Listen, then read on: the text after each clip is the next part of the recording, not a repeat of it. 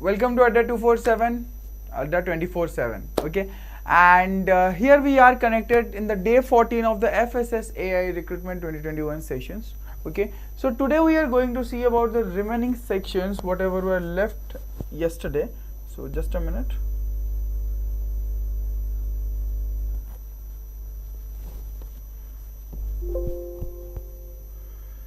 Okay, so Food Safety and Standards Act section part 2. Okay, so what are the sections? Now we are going to see these. So I'm just searching for something. Yeah, got it. So before the starting of the session, let me tell you that 80% off is live right now on the English batches of Fssai. If you are still planning to enroll in the batches, hurry up, go ahead and enroll in the batches. You are going to get 6 to 7 recorded class, and the remaining classes that you will get will be live. Okay, so let's start the session here.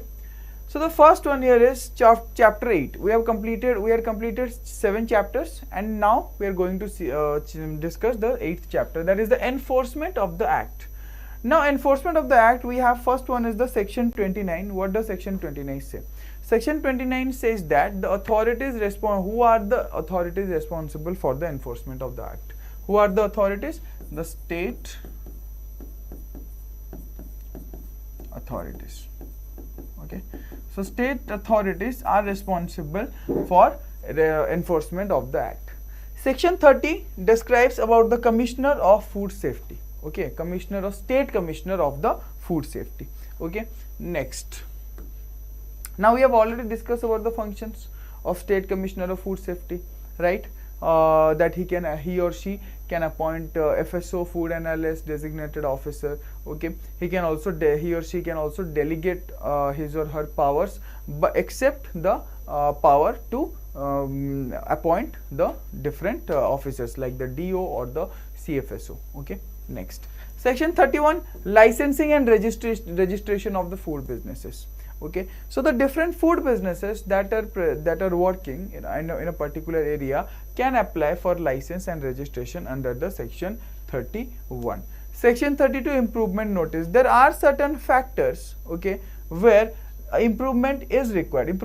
Is required for what? Improvement is required in food sector, in food business sector. Just a minute, guys.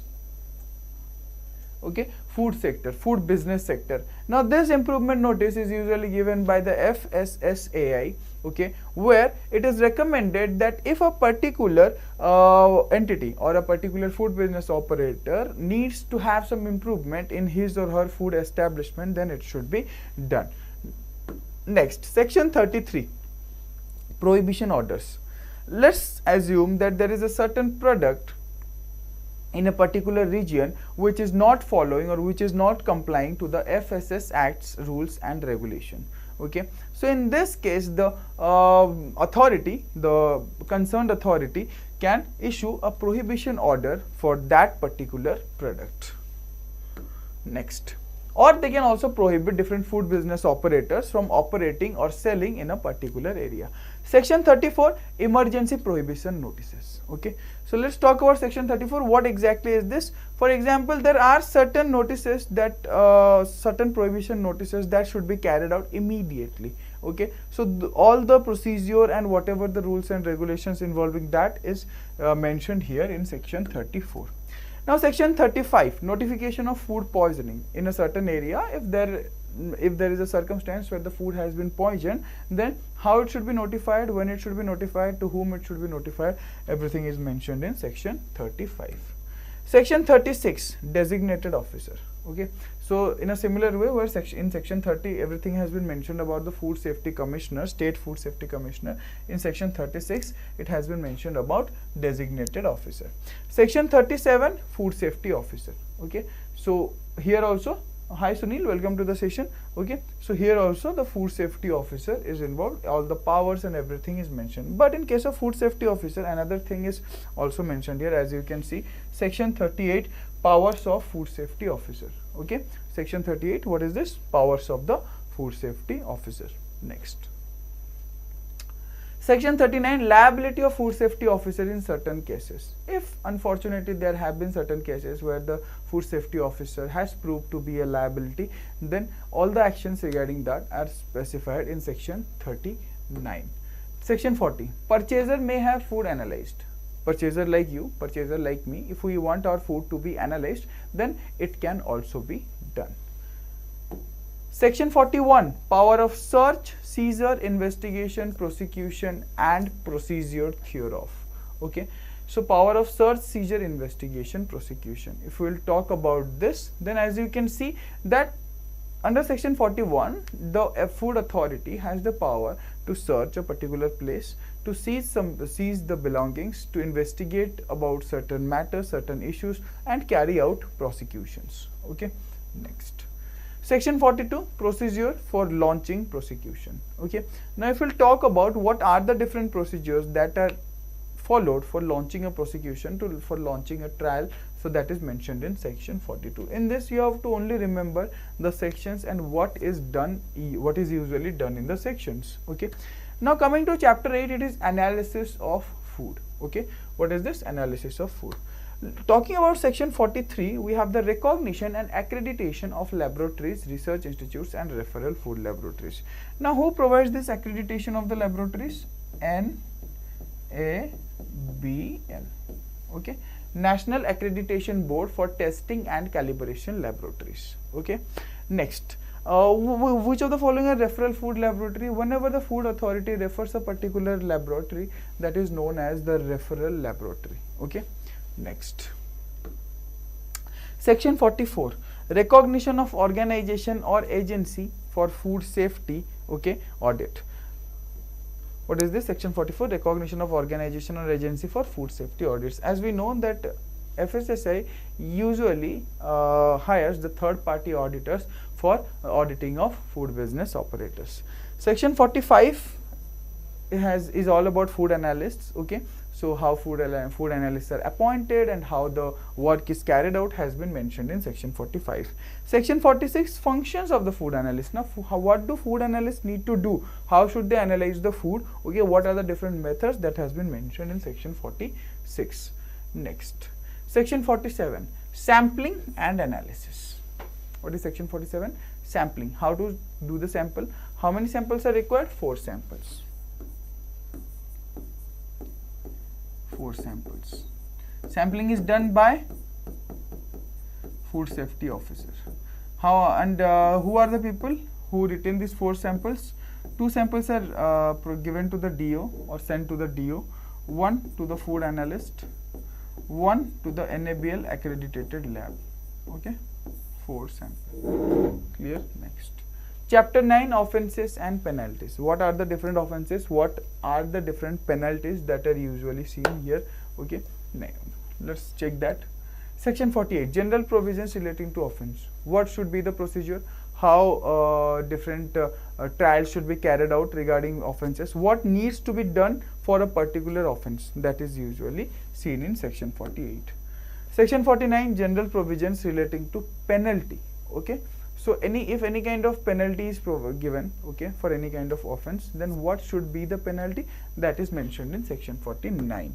Section 50 says that there is a penalty for selling food not of the nature or substance or quality demanded. For example, if you are maintaining a particular quality at a particular price point, okay, if you are providing a particular quality at a particular price point, then you should keep providing the same quality. If it becomes a substandard or if the quality is reduced, then usually there is a penalty for that also. Now talking about section 51, it says that there is also a penalty for substandard food. Okay, for example, you are paying 100 rupees for a particular food and the quality is something known as X, but if you are getting a quality less than X for the same price, but it has been mentioned that the quality is X, then you can obviously file a complaint here. Okay, next. Section 52, penalty for misbranded food. Okay, so what exactly are the different penalty for misbranded foods that has been notified in the section 52, that has been mentioned in section 52. Okay, next. Penalty for misleading advertisement. FSSI works with ASCI Advertising Standards Council of India to stop these misleading advertisements or different wrong advertisements exactly. Okay, next. Section 54, penalty for food containing extraneous matter. Okay, the extraneous matter like different material, if anything is getting added into the food, then what should be the penalty? If anything, if a shopkeeper or a food business operator is adding an improper thing into the food, then what should be the penalty for that? Next, section 55, penalty for failure to comply with the directions of food safety officer. Okay, what should be the penalty for any kind of failure? Okay, what should be the penalty for any kind of failure? How should they comply with the directions of the food safety officer? Clear, guys? Next, section 55(6) says that what should be the penalty for unhygienic or unsanitary processing or manufacturing of food. Okay, so it's all about reading. You have to remember this particular thing only. Okay, there is nothing like you have to you have to memorize the explanation or you have to memorize the sections. No, you just have to memorize the name of the sections because this can be asked in the exam. Next, section 57 is penalty for possessing adulterant. If a particular shopkeeper or a particular food business operator has any kind of adulterant in his possession, then he or she has to face penalty.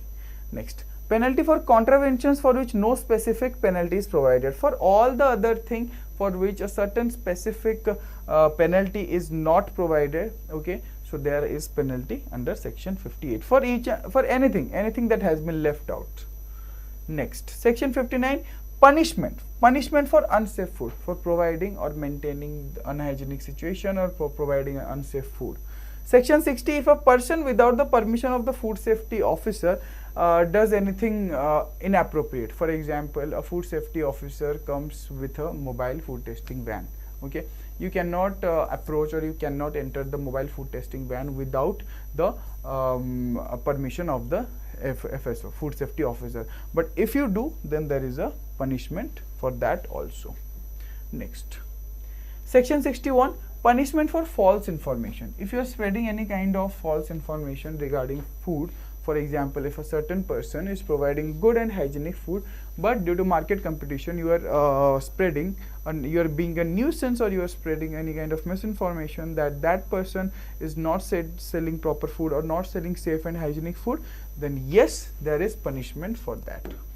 Next, section 62, punishment for obstructing or impersonating a food safety officer. If you are stopping a food safety officer from doing his or her work, or if you are impersonating that I am a food safety officer, then in that case here, as you can see, punishment is also mentioned in section 62. Talking about 63, there is a punishment for carrying out a food business without license. Without license of whom? License of FSSAI. Okay, next, section 64, punishment for subsequent offences. Okay, so there are different offences here. Usually the food business operator are involved, or if any consumer is involved. Okay, so if anyone has done any kind of offense, then obviously there is punishment. See, the previous sections are all about penalty. Now these sections are all about punishments. Section 65, compensation in case of injury or death of the consumer. If you are a food operator and by consuming the food that you prepared, a certain consumer faces some kind of injury or is due to any food poisoning or something, it leads to death of the consumer, then yes, you have to pay compensation. Okay, now see, that doesn't mean you can get away only with compensation. There are a lot of things, but yes, you have to pay compensation first. Okay, next, section 66, offences by companies, by different food business companies. Section 67, penalty for contravention of the provisions in this act in case of import of articles. It is about the imported article. Okay, food to be in addition to penalties provided under any other act. Next, chapter 10, adjudication and food safety appellate tribunal. Okay, what is this? Adjudication. Adjudication means anything that is any procedure that is being done, any proceeding that is being done in front of the adjudicating officer will be similar to the civil court proceedings. We had already discussed that, isn't it? So this is a special court for all the food related matters. Okay, next. Section 68, adjudication. How the adjudication should be done, that means the judgment. Section 69, power to compound offences. All the offences can be compounded into one, and the proceedings or the trials can be done accordingly. Section 70, establishment of food safety appellate tribunal. Okay, for example, if you will look into this, then the food safety appellate tribunal, that means you can appeal a certain committee. Tribunal means a committee or a group of person. Okay, so you can appeal a certain community or a certain committee that the judgment that or the verdict that has been given by the adjudicating officer may not be right. You can appeal for that. Hi Vishwanath, welcome to the session. Next. Section 71, procedures and powers of tribunal. Okay, so what are the different procedures that usually the tribunal follows, and what are the different powers of the tribunal, okay, or the committee. Okay, hello Anita, welcome to the session. Section 72, civil court not to have jurisdiction. Okay, here, okay, civil court will not have any kind of jurisdiction, rather the jurisdiction will lie with adjudicating officer. Okay, adjudicating officer of the food authority, state food authority. Okay, you have to take a note of that. Section 73, power of court to try cases summarily. That means the court, okay, the adjudicating officer or the special court can summarize or can club up all of these matters, all of the offences, and in front of the magistrate, okay, or in presence of the magistrate or in a magisterial court, these proceedings can be done. Section 74, special courts and public prosecutor. A special court is available for all the food related material. Okay, next. Sorry Anita, I haven't blocked anyone, so obviously I don't know the unblocking list also. Okay, don't have any idea about that. Special courts and public prosecutor. Now talking about the public prosecutor, usually whenever in case of any kind of trial or any kind of proceeding, okay, so there is a public prosecutor. The same kind of public prosecutor is also available in the special court. Section 75, power to transfer cases to regular courts. Okay, now talking about section 75, the adjudicating officer or the special court has the power to transfer the food related matters to the special regular courts also. Okay, that means the district court obviously. Okay, section 76, appeal to what do you have to appeal? In cricket you see appeal for a like out or something. Similarly, you can appeal against the judgment or the verdict. Okay, next. Section 77, time limit for prosecution. There is a certain time limit in which the prosecutions should be conducted. Okay, so that's mentioned here. Section 78, power of court to impaled manufacture etc. Now, you must have heard about Jesus Christ. Okay, now these people were hanged, or these people are not exactly hanged, these people are impaled with the nails, right, on a cross. Now that is known as impale, but nowadays that exactly is not done, rather the manufacturers are punished. That is what known as impale.